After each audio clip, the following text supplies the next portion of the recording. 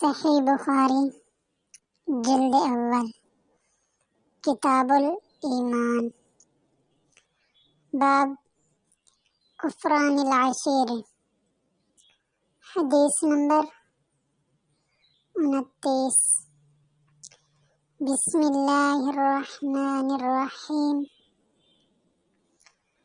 قال رسول اللہ صلی اللہ علیہ وسلم مجھے دوزخ دکھلائی گئی، بس اچانک اس میں دیکھا کہ اس میں عورتوں کی کثرت ہے، کفر کرتی ہیں۔